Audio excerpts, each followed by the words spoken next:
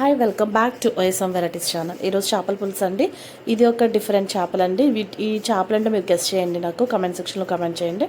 First stove పెట్టుకుని దాన్ని వెలిగించిన తర్వాత బాండి పెట్టి దాంట్లో ఆయిల్ వేసుకున్నాను. ఆయిల్ అయితే చేపల కూరల్లో నాన్ వెజ్లో ఎక్కువ పడుతుందండి.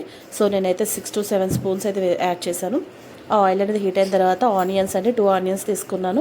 అవి మిక్సీ పట్టి కచ్చబెచ్చాక మిక్సీ పట్టుకున్నాను. 10 పచ్చిమిరపకాయలు, కొంచెం పసుపు యాడ్ చేశానండి.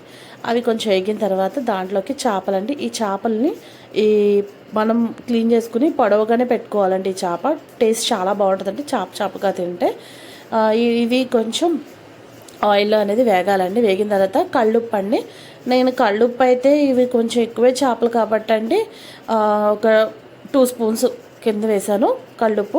మనం తర్వాత పులుసు వేసిన తర్వాత టేస్ట్ తగ్గట్టు వేసుకోవచ్చండి. దాంట్లోకి కారం అండి.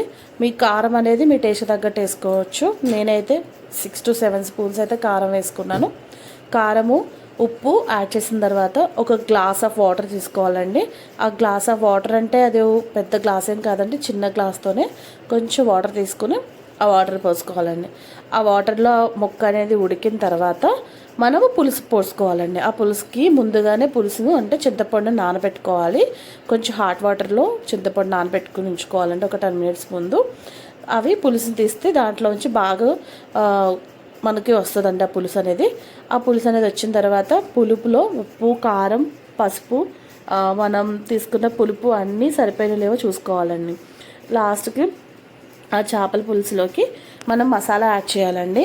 ఆ మసాలా ఏంటంటే ధనియాలు, జీలకర్ర, గసగసాలు, దాల్చిన చెక్క ఇవన్నీ మిక్సీ పట్టి పేస్ట్ చేసుకున్నామండి.